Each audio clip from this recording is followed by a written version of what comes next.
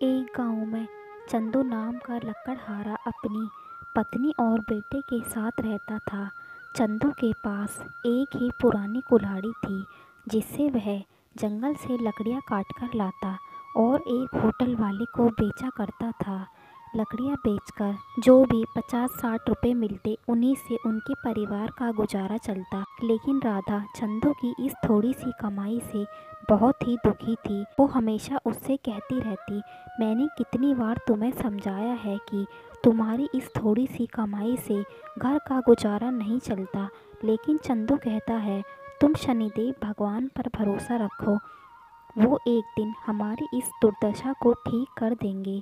चंदू शनिदेव का भक्त था। वो हर शनिवार को शनिदेव के मंदिर जरूर जाया करता था और शनिदेव को काले तिल और तेल चढ़ाकर उनसे प्रार्थना किया करता था, हे शनि महाराज, आप तो अपने भक्तों की दुर्दशा को एक क्षण में ही बदल देते हैं।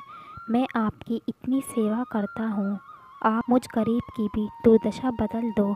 ऐसे ही चंदू का जीवन तंगी से गुजर रहा था। एक दिन की बात है, चंदू जंगल से लकड़ियां काट कर लाता है और होटल वाले को बेचने आता है।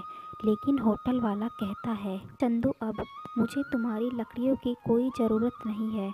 मैंने अपने होटल में गैस चूल्हा लाकर रख दिया है।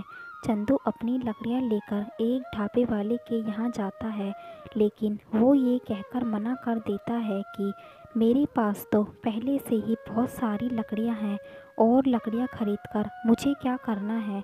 चंदू हार कर लकड़ियां घर ले आता है और राधा कहती है, अरे ये क्या, तुम लकड़ियां घर क्यों ले आए?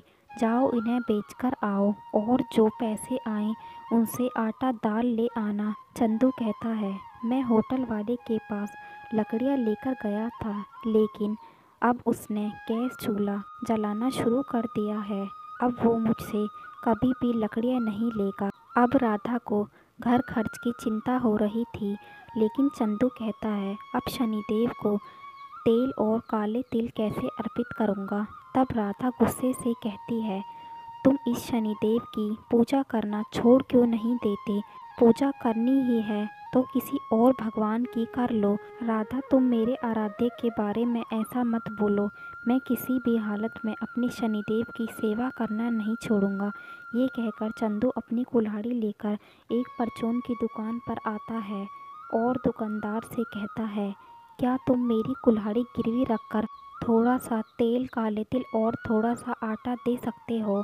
मैं 2-4 दिनों में तुम्हारे पैसे लौटा कर अपनी कुल्हाड़ी वापस ले जाऊंगा। लेकिन दुकानदार कहता है, मैं ऐसा काम करता तो नहीं हूँ, लेकिन मैं तुम्हारी हालत जानता हूँ। दुकानदार से सामान लेकर चंदू शनिदेव के मंदिर पहुँचता है और शनिदेव को तेल और काले तिल चढ़ाकर उनसे प्रार्थना करता है। चंदू शनिदेव से कहता है, शनिदेव, मैं अपनी गरीबी से तंग आ गया हूँ, मुझ पर अपनी कृपा करो प्रभु। तब वहाँ शनिदेव प्रकट हो जाते हैं और चंदू से कहते हैं, चंदू, मैं तुम्हारी भक्ति से अति प्रसन्न हूँ।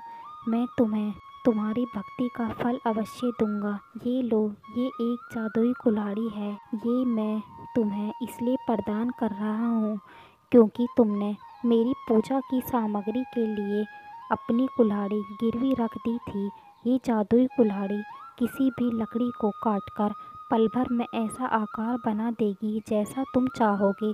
चंदू कहता है, मेरे प्रभु, आज मुझे आपके दर्शन हुए, मैं धन्य हो गया प्रभु, और मुझे मेरी भक्ति का भी फल मिल गया। आपका बहुत बहुत धन्यवाद प्रभु। फिर शनिदेव वहाँ से अंतर्ध्यान हो जाते हैं। चंदू अपना राशन का सामान लेकर और कुल्हाड़ी लेकर अपने घर वापस लौट आता है और सारी बात राधा को बताता है। तब राधा बहुत ही खुश हो जाती है।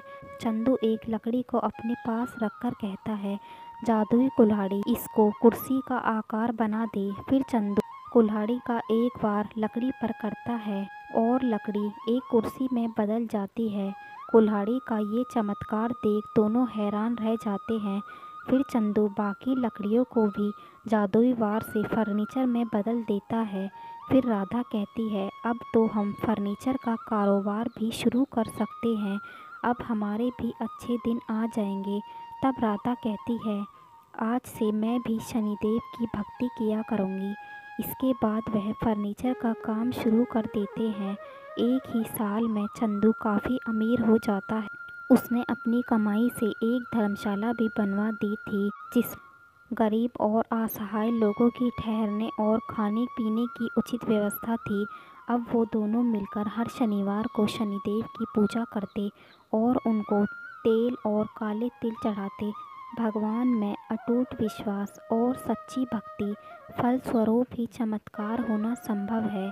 दिखावे और लोभ की भक्ति से कुछ भी प्राप्त नहीं होता। जय हो शनिदेव महाराज की।